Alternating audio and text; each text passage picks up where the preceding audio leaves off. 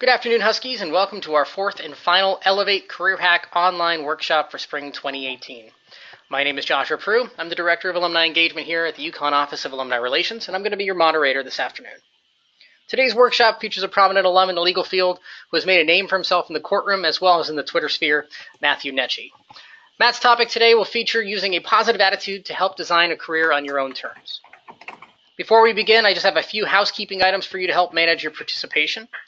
As we move along throughout the presentation today, there will be an opportunity to ask questions by typing them into the question box on your control panel. As they come through, we'll take them and fire them at Matt, as many as we can get through before the end of the presentation. Second, a survey will be sent to you as a follow-up. We appreciate anything that you can do to provide us additional information and feedback regarding topics and programs that you're looking for. Third, the presentation is being recorded, so please feel free to visit our YouTube page at youtube.com/UConnAlumni sometime later this week or early next week to follow up on this presentation. And lastly, be sure to check out our events calendar for upcoming presentations and events in your area. We have a number of different things coming your way, from days at Yankee Stadium to Met Stadium or Citi Field to a number of things happening across the country from Chicago to California. Without further ado, introduce our presenter today. Matthew Netchie is the chair of the Workers' Compensation Practice Group at Halloran & Sage, LLP, providing representation for clients and workers in workers' compensation, longshore subrogation, labor and employment, and general liability claims. He has considerable appellate experience defending clients before the Compensation Review Board of the Connecticut Workers' Compensation Commission, the Appellate Court of Connecticut, and the Supreme Court of Connecticut. Matt was listed as a rising star in 2013 to 2017 editions of Super Lawyers in the areas of workers' compensation, state, local, and municipal law, and general litigation. He was chosen as a member of the 2014 class of the Connecticut Law Tribune's New Leaders in the Law. The CLT selects Connecticut attorneys that display qualities in the areas of firm leadership, casework publications, and pro bono work. In 2016, Matt was named as one of the Hartford Business Journal's 40 Under 40, an award that recognizes outstanding young professionals in the greater Hartford area that are excelling in their industries and leadership roles. In addition to his legal work, Matt is a member of the Connecticut Bar Association, previously serving as chair of the Young Lawyers section, and is a former member of the Board of Editors for Compensation Quarterly, a publication of the Workers' Compensation section. Matthew is an active member of ALFA International, a global legal network of top law firms and corporations, where he serves on the steering committee for its workers' compensation practice. Matt is also currently serving on the board of directors for Special Olympics Connecticut and for Leadership Greater Hartford. He's a member of the board of corporations for Hartford Hospital and also sits on the executive committee for the hospital's Young Leaders Advisory Council. A passionate advocate for the state of Connecticut's capital region, Matt also serves on the board of corporators for the iQuilt Plan, a culture-based urban design plan for downtown Hartford that seeks to create a more walkable, sustainable, and welcoming downtown, while also improving the city's cultural network and creating a stronger economy. Matt, a proud Husky, received his BA from the University of Connecticut, as well as his Juris Doctorate from the New York Law School. Matt, I don't know how you do everything you do, but we are thrilled that you're here spending an hour with us telling us what we don't already know. So I'll turn it over to you.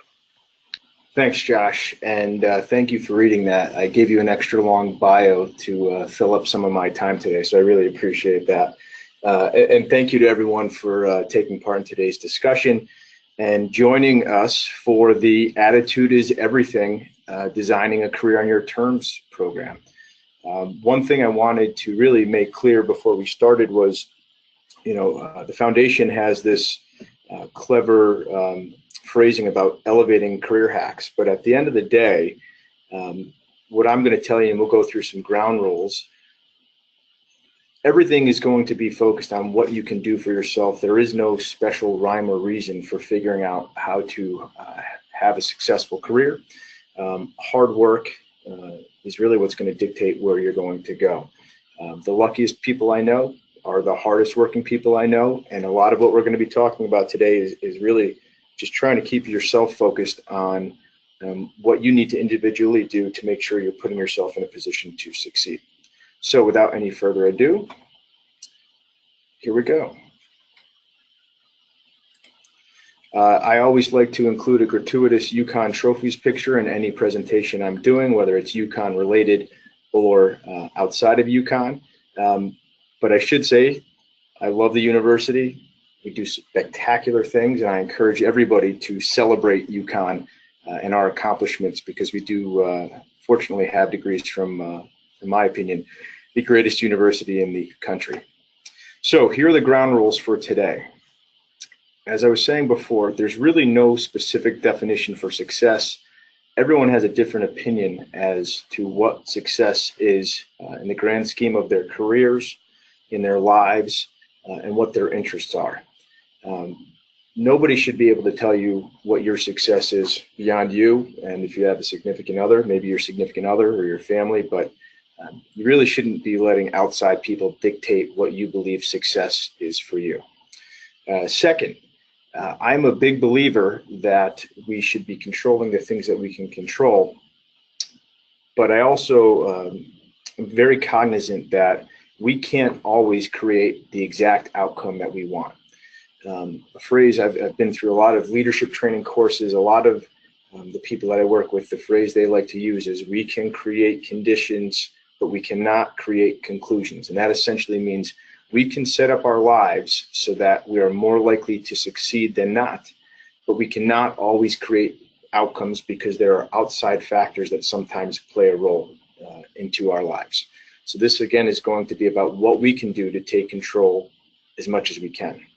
Last, although I think this is, again, a lot of people are interested in this for what they can do to help their careers at any stage, my hope is that some of the mindset things we're going to be talking about can be applied to other aspects of your life, work and non-work. But it also should, again, going back, you should also be cognizant that your life experiences are different from everyone else's. So you're going to use the themes that we talk about today, and we're going to talk about some leadership principles, some Tony Robbins self-help things. And again, I'm not always in love with what Tony Robbins says, but some of the things he says about personal responsibility, I think we can take to heart. So I'm not your guru here. You're going to have to figure out how these things should apply to you. And we're also going to finally get into some case studies, examples of where I think attitude dictated the results of some huge topics. And then we'll finish up with kind of how I got to where I got in my career. And hopefully if people have questions, we can roundtable some of that and have a discussion on that as well. This next quote is something that, as Josh was talking to me about preparing for this, I was keeping an eye out for a lot of different quotes that kind of jumped out to me. And one of them was a quote that UConn's new basketball coach, Bob Hurley, his father was interviewed during the press conference. And his father said, I don't know if they realize, and he was referring to UConn's current players, but it's hard to be good in life, because if it wasn't so hard, more people would be good at what they do. And, you know, one of the reasons I found that very important was people, myself included, are always focusing on what they don't have in their careers or what they want in their careers. And at the end of the day, I talk to my kids about this. I talk to associates that work with me, talk to my other partners about this. We have to sometimes slow down and appreciate the place that you're in, because every different aspect of your life, if you're doing it the right way and learning, I think is going to help build the next stage of your career. And I'm as guilty in this area as anybody, especially early in my career. I was always wondering what would be next and how come I'm not doing well at not getting a promotion or not getting the raises that I want. Sometimes life goes by so quickly that I think people need to take a step back and realize that it's really hard work at the various stages, doing the grunt work early on, helping other people, collaborating. These are all small pieces of the puzzle. And I think this quote from Bob Hurley Sr. really hit with me, because at the end of the day, you have to work really hard to be successful at anything. It is few and far between the people that have this just incredible level of talent that they're going to succeed at everything, because they've been given gifts from God that not everybody is blessed to receive. So what are we here to talk about? My hope is that irrespective of where you are in your career or your stage in life, this is going to apply to you. And again, going to what I just talked about, I think people spend way too much time and way too much energy worrying about things they cannot control. The really successful people I've met in my life, They did not worry about what they couldn't control. What they were excellent at was responding to whatever situation they were given, identifying the simple things that they could control, and then letting that build the momentum so that they started to take over a situation and either became the person that was in control of everything, or could let, like a duck, let the water run off their backs and just roll with the situation. And these are the most satisfied and gratified people that I've ever met. And they very clearly show that the attitude that you're bringing to a situation is going to dictate everything in career and in life. So here's the objective. Stop focusing on what you aren't. To some extent, stop focusing exactly on what you are. Where do you want to be? Near term, midterm, short, or long term, whether it's a year, 6 months, 3 years from now.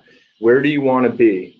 Stop making excuses as to why you can't achieve something or what's in your way, and start looking for stop waiting for something good to happen and being reactive. We have to be proactive if you want to have a successful career. Again, the luckiest people, it's not because they were sitting around, it's because they were working hard, they were getting noticed, their talent was shining, and they were willing to do things, and I mean this in the most professional, ethical way possible. They were willing to do things with respect to the amount of work they wanted to put into something, that they were noticed. The next point here, keep things simple. Before we started this, I was actually just talking to Josh, and I shouldn't be hypocritical here, but I was just talking to him about juggling a variety of projects. Sometimes it's as simple as sitting down, and I know we're so tech-driven now. I'm guilty as charged between what I'm doing on my phone or on Twitter or email. The best thing to do, I think, sometimes is slow down and make life simple. Whether you're typing it out or writing it on a piece of paper, just make a 5-list topic area that you can, in a day, hit those 5 things, and keep it simple on things that you can control. You have to be optimistic, and you have to set yourself up to succeed. So don't put 5 to 10 things that you have no ability to control, whether or not they can happen by the end of the day. This is all about small victories. So I'm a big proponent of making these lists, leave it on my desk, leave it next to my bed. These are 5 things that I have to hit and get done today, because if I do, feel very successful. I have some friends that were in the Marines. I think they said the reason the first thing the Marines teach you to do is make your bed is because they want you to start every single day having done something successful that you accomplished in a professional way. And I think, although I'm not very good at making my bed in that way, there are simple things that I always try to stay ahead of in order to set a positive success platform to keep me going throughout the day. So here's the first case study that I really wanted to talk about, and it's pretty timely considering this year's tournament is about a month away. And I want to talk about the Travelers Championship, and specifically Travelers Insurance taking a lead on really taking ownership of this tournament. For those who don't know, the Travelers Championship has had many different sponsors, but it started as the Insurance City Open in the 1950s, and it was an incredibly successful tournament. Arnold Palmer, Sam Snead, golfers like that were coming to Wethersfield Country Club. The tournament then went in, became the Sammy Davis Jr. tournament, then the Cannon Greater Hartford, and then it kind of backtracked.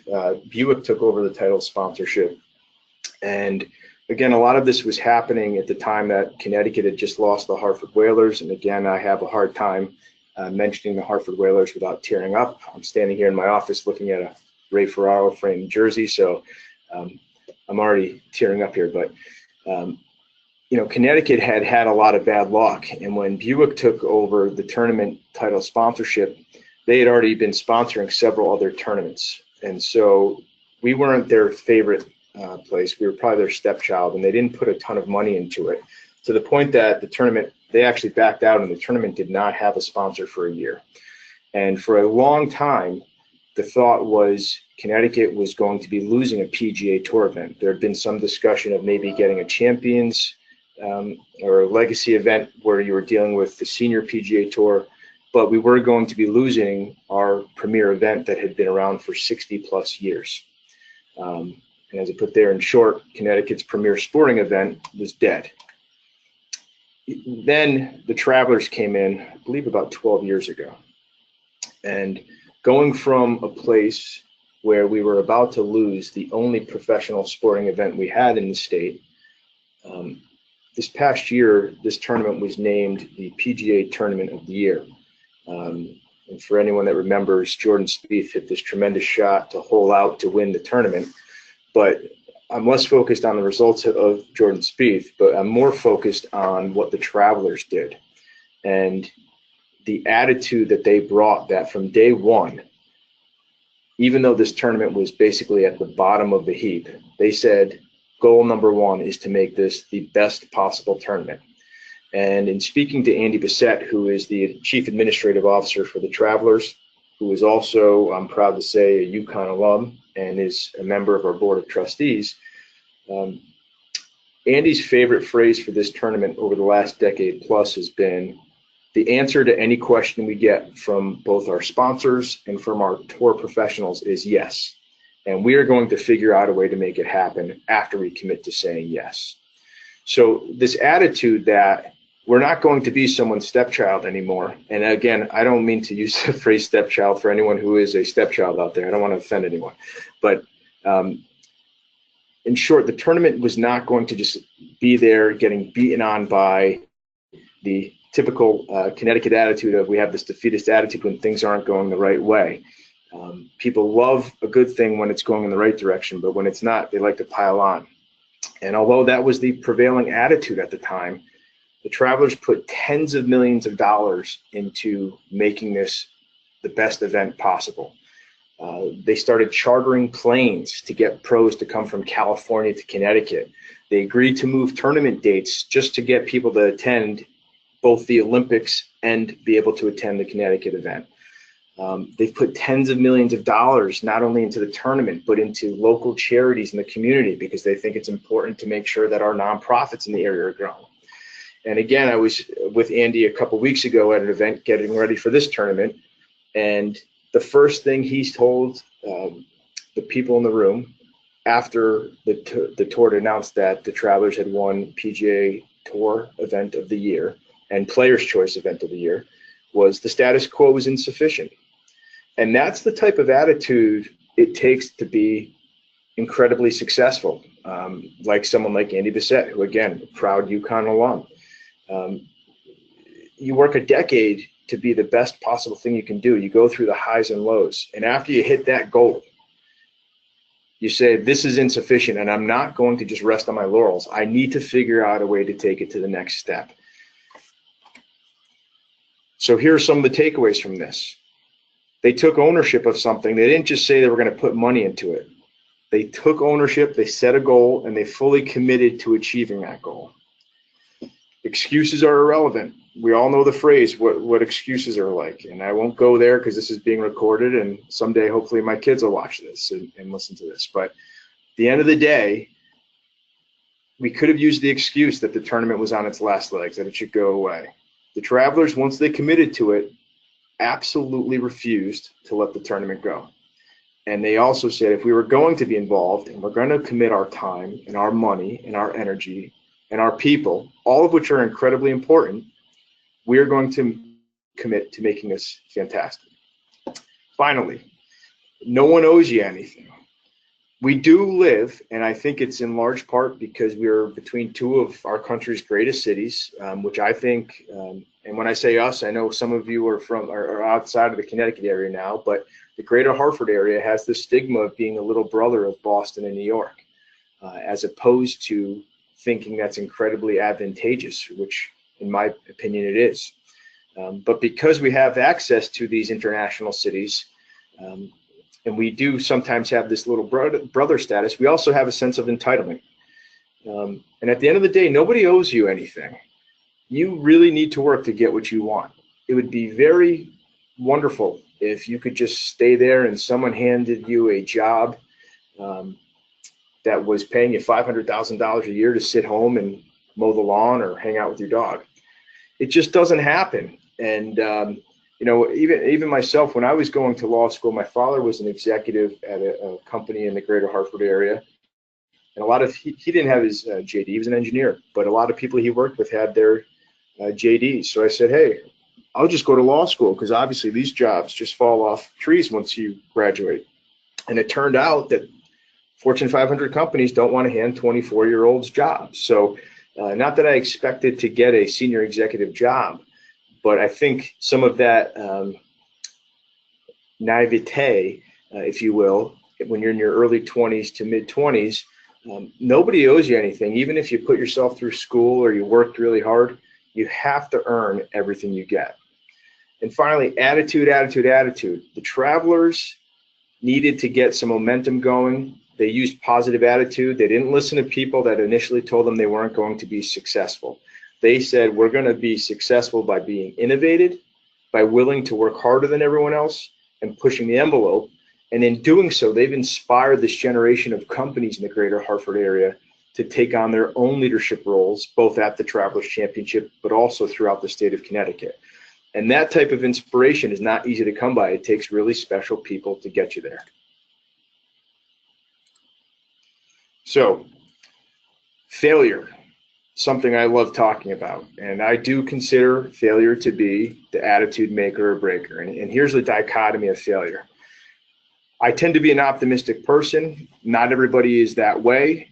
But even if whether you're positive generally and you have some bad luck, or you're negative usually, but you get some positive feedback, these things don't happen overnight. This is a lifetime of experiences that have led you to look at failure one way or the other. And some people let failure completely crush their momentum and what they want to do. I think there are two very positive feedback from failure if you approach it the right way. The first one, with my Star Wars reference with Master Yoda, the greatest teacher failure is. Failure as an educator is a really good thing as long as you're learning. If you fail, but you're not learning from your mistakes, it's a complete waste of time and you're not going to grow. If you can learn from your mistakes, put a positive spin on them and say, I'm going to use this as a resource going forward, that's the attitude you need to make sure, one, you don't make the same mistake, but two, you're going to grow by helping other people avoid making the mistakes that you had. And that we'll get into that a little later on with paying it forward. But that's something that is really important. Failure can be a teacher, but only if you learn from it.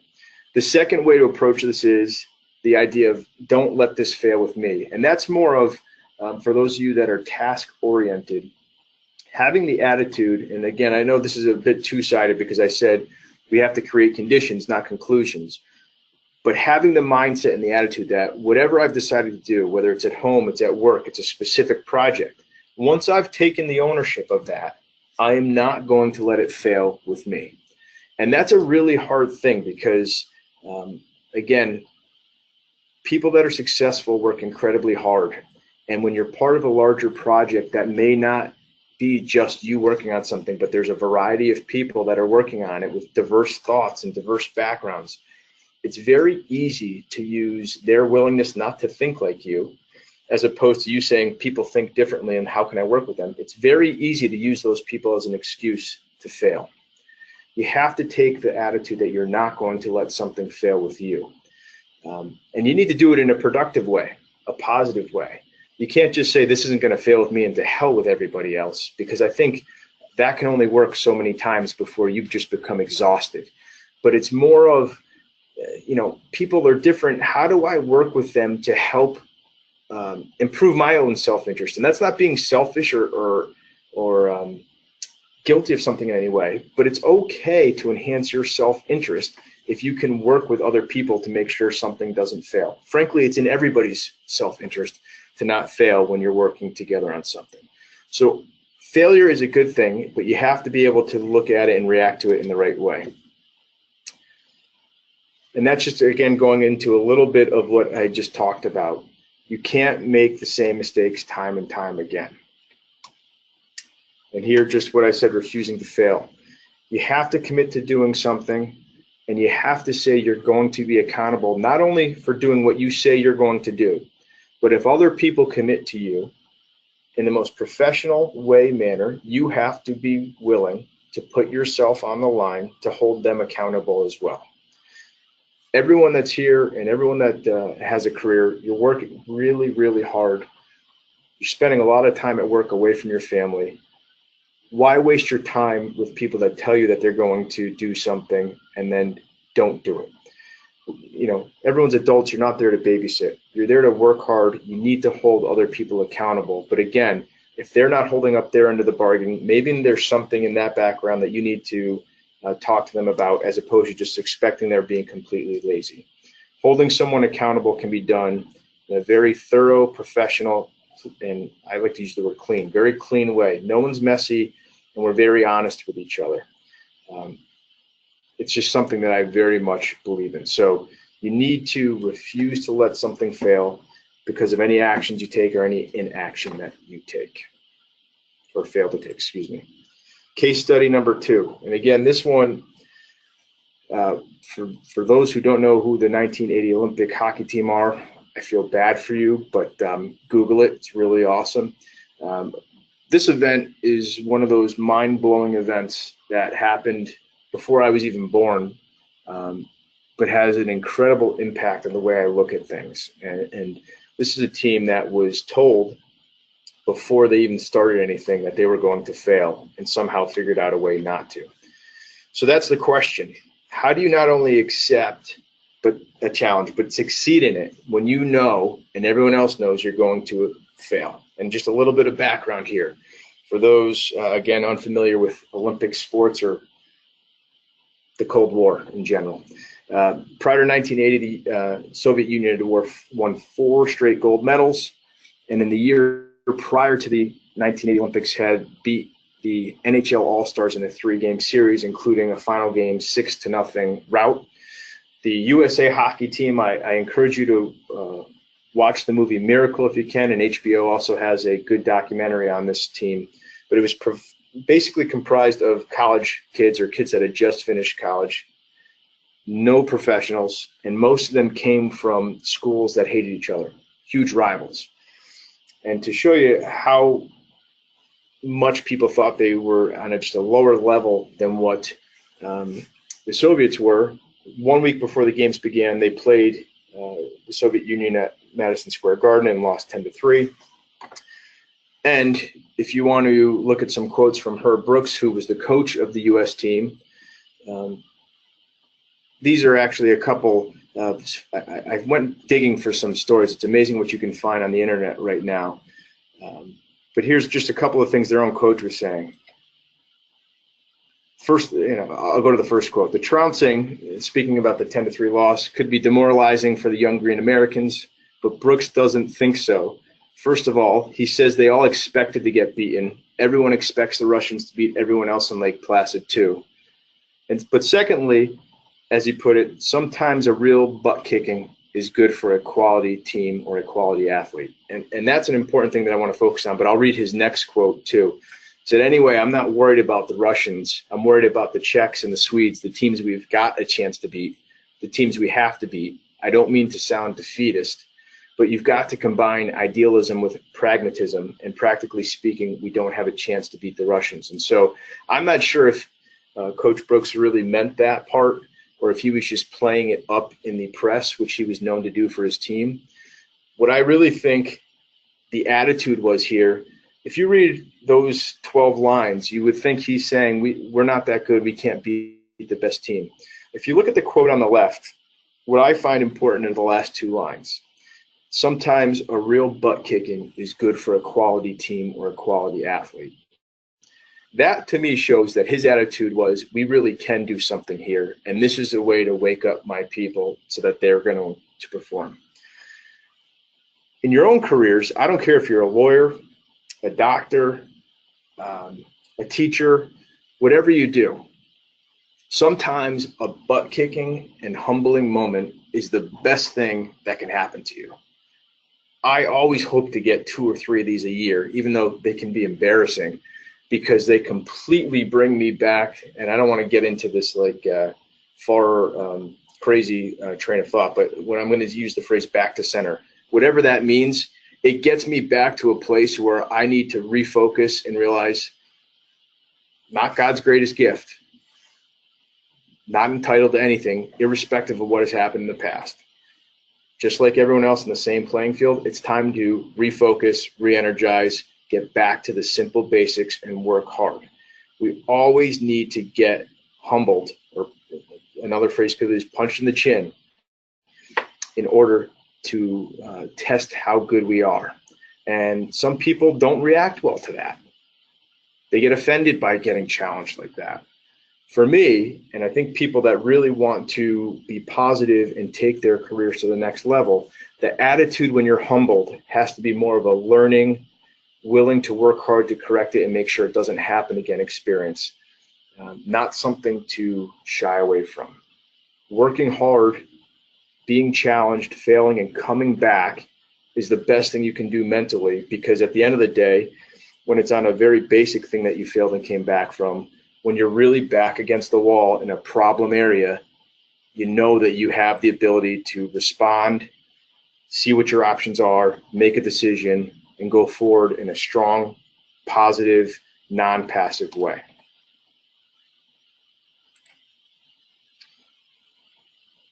Here's Coach Brooks, and I just wanted to, again, this man, if you read up on him, he was a guy that before he coached the 1980 Olympics team to a gold medal, he had been on the roster for the Olympic team about 20 years early and was, 25 or 30 years earlier, and had been the final cut from the team.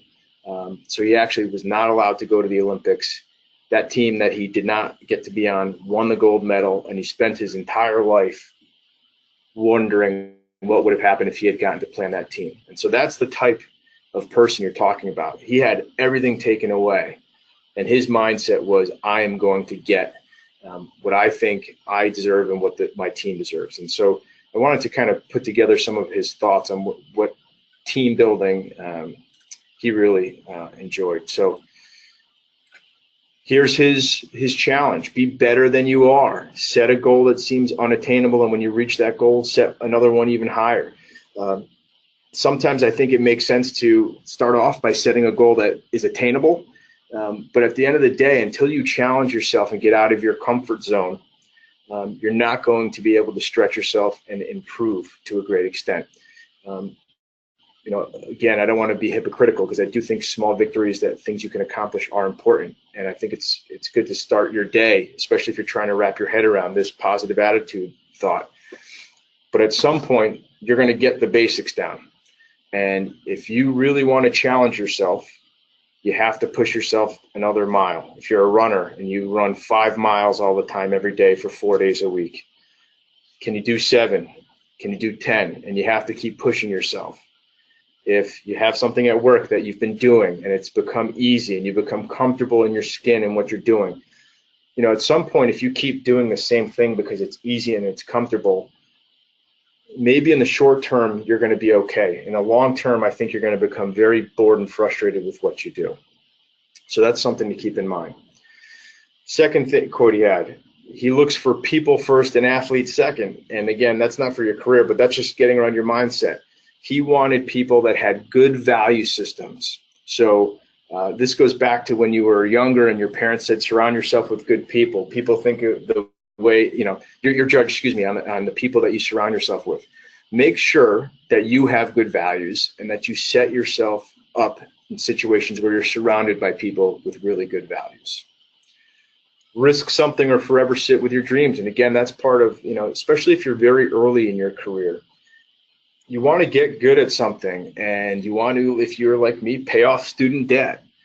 But at some point, you don't want to seek safety over the what ifs. I never want to wonder what would happen if I didn't try something. And again, I'm a naturally curious person, which is why I try to be involved in a lot of different things, because I like knowing what's going on. I like being able to help people, and I like being able to find people that have talents and help them use the talents to the best of their ability. So don't just wait for something to happen. You're going to have to put yourself out on a limb and challenge yourself, or you're going to be upset or wonder what if down the road. The quote that Herb Brooks is known for quite a bit, you don't have enough talent to win on talent alone. he was speaking to his team there, but I take this one to heart all the time. I always have a chip on my shoulder. I never believe I'm the smartest or hardest working person in the room. I try to have as much common sense as anyone in the room, but I'm always feeling that I have an uphill battle, and that's a little bit of my challenge mode. I like trying to do something that I didn't think I can do, and outworking people to get there. So, and finally, the last quote: "If you lose this game, you're going to take it to your grave." That was after they beat the Russians in the semifinal game, and then they got to the finals, and they were losing to Sweden in the championship. And he said, if you had gone through that impossible challenge and then you let up instead of finishing the project, you're going to take it to your grave. So the takeaways from this one: having goals, don't care what the odds are. You have to push yourself past what the goals are and expect you're going to reach them. Have class, be professional. It's great to be talented and to be good at something. If you're a jerk about it, you're not going to go very far. You really need to surround yourself with people of quality, and you have to be a person of quality. Getting out of your comfort zone. Too often we're settling at things that we're comfortable at. You need to take advantage of your strengths, but you need to challenge your weaknesses. And finally, finishing. Don't let up when you've reached a goal. You can appreciate what you've done. You should be proud of what you've done, but don't let up. You have to see what the next step is. So when's the best time, if you don't feel you're in this place where you're in a really good attitude spot, you're not sure when you should change. When's the best time to change or to accept change? The best time is when things are good. You don't want to change when things are bad. And Coach Auriemma said this really nicely. This is a gentleman that has won more than 1,000 games coaching the UConn women. And he was on a podcast called Game Changers with Molly Fletcher a few months ago. He was quoted as this: "Why did they decide to do it that way when no one else was doing it that way? If you do that when you're losing, it's kind of a desperate move. But when you do it when you're on top, you're kind of looking down at the valley and you're getting a chance to pick and choose what or how much or how little you want to add to what you have. And that's the best time to do it." And he's speaking to change there. And again, Coach Auriemma is probably one of the few people who's more long-winded than I am. So that was a long quote.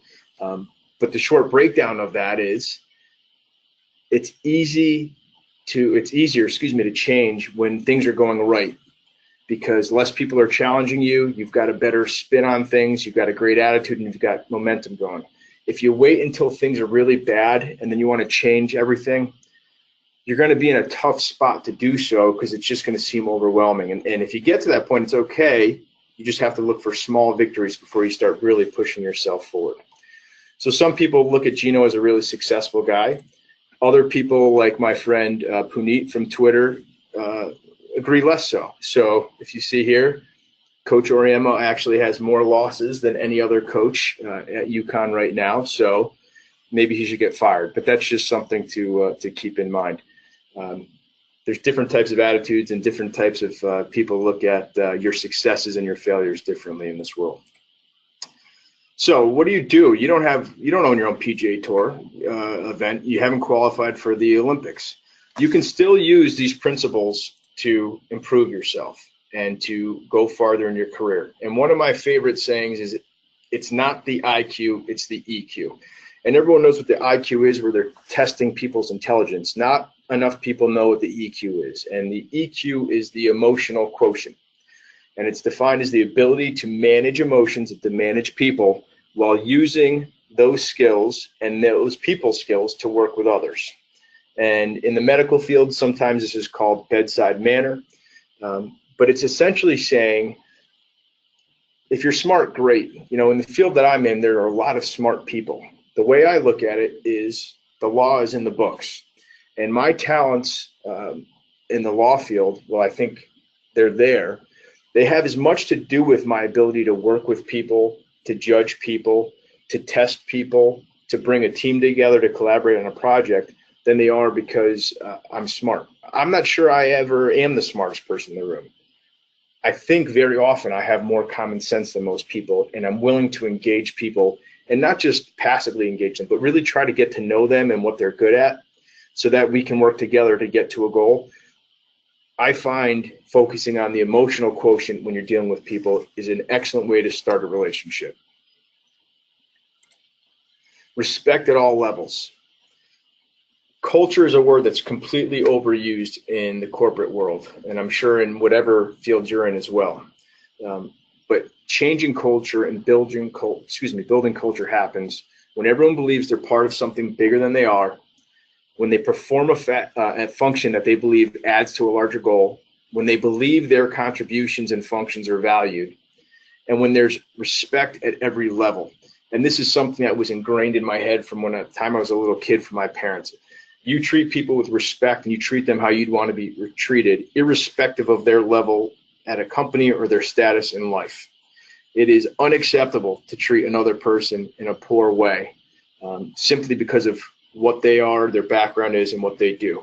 It doesn't matter if they're a CEO, they work in the summer associate program, or a summer intern at a company, or they're a first-year person somewhere. You need to treat people with respect no matter what. And that gets noticed. And people, they're drawn to other people that take care of others and that respect others. And then finally, and I got to, again, referencing my family, big motto in our house was punish in private, praise in public. And so that's more of, again, if you have a disagreement, or we were talking about accountability earlier, talking to someone about why you want them to be accountable or what they did wrong or may need to do better is something that should not be done in front of others. It should be done privately. You're not there to make an example of anyone, unless you're trying to make a positive example of them and respect them and try to build this culture. And that's when you praise them in front of other people and really identify the positive things they've done, so that you're surrounding yourself with people and showing that there's an expectation that not only are you going to perform at a high level, but we're going to celebrate you and your accomplishments when you do that. Putting yourself in situations that showcase your talent. It's no good just to show up to something and put yourself in an area that you're not going to be able to accomplish your goal. Always put yourself in a position to be successful where people are going to know that you contributed to something, but also do it in a way that lets you show them what your particular talents are. But with that being said, let them know what your talents are, but also challenge yourself so that you're showing them what you're good at, but you're also showing people that you have a positive attitude and you're willing to put yourself in an uncomfortable situation. Not all the time, but occasionally. Not being good at something and not being the best at something, I think, is invaluable. I get in this discussion with my kids all the time, whether it's a band or soccer or another sport or swimming. It's okay not to be the best person all the time. And how you react to not being the best person and trying to have some self-improvement in a particular area, I think is one of the best traits I can find in people. People that are okay not being the best at something, but are willing to work to improve themselves. I don't care when I read a resume where they went to school, unless they went to UConn, then generally I'll let them come in for an interview. But for the large part, I want to know that they failed at something, that they were willing to try something, and that they worked hard to get somewhere, as opposed to just being given something based on where they went to school or who they knew.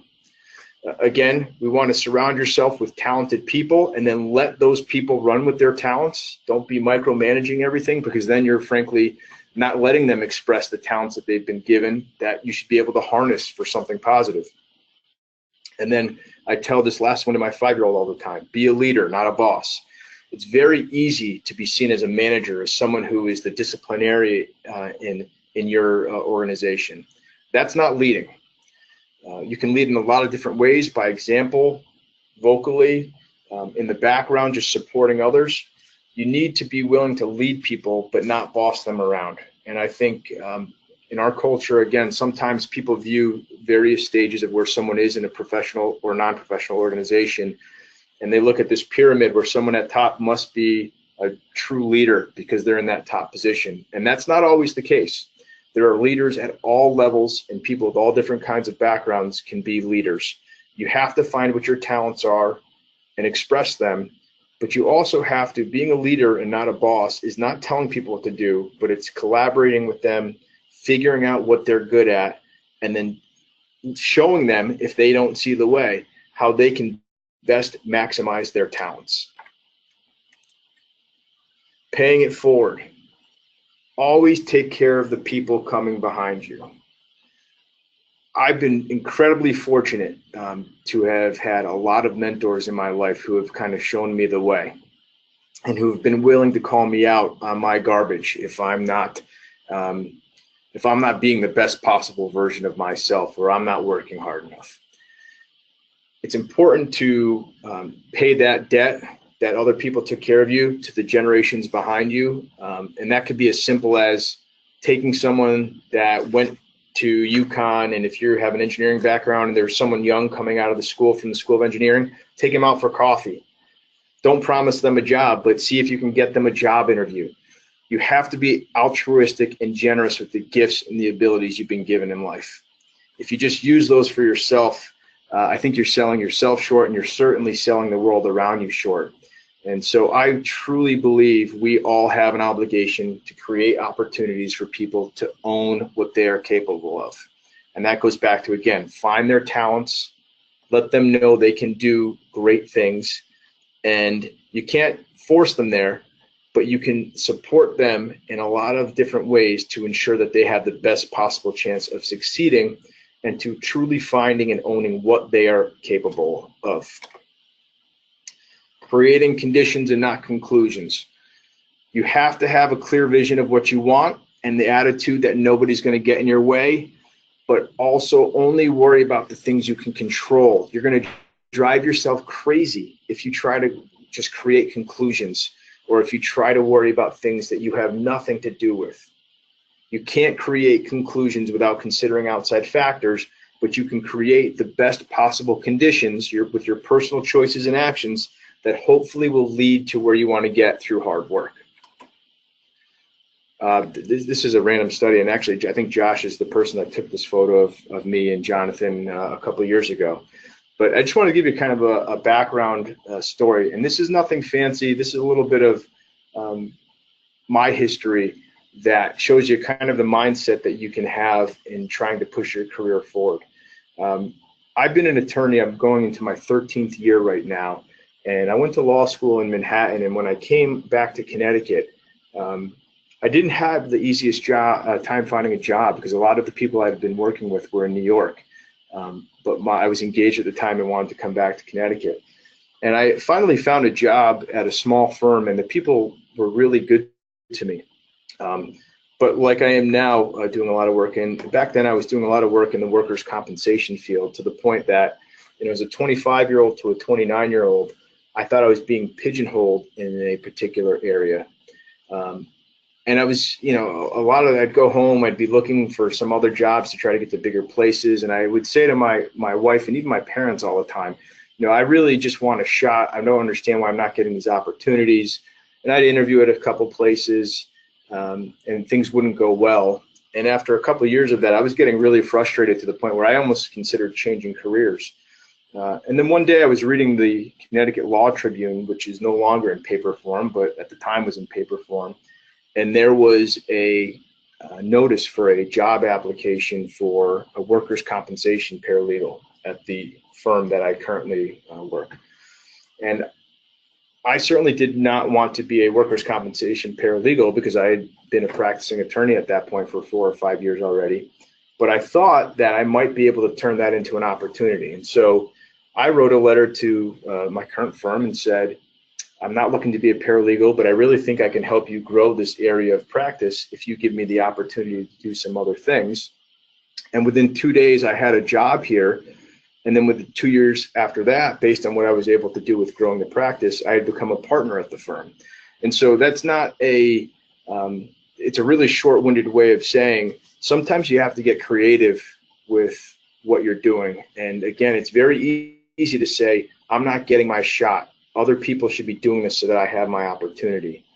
The reality is I've gotten to the last 8 years of my career because I replied to a paralegal ad in an area of the law that I did not think I wanted to be working in anymore, and was able, through the support of my firm, to grow my own practice area.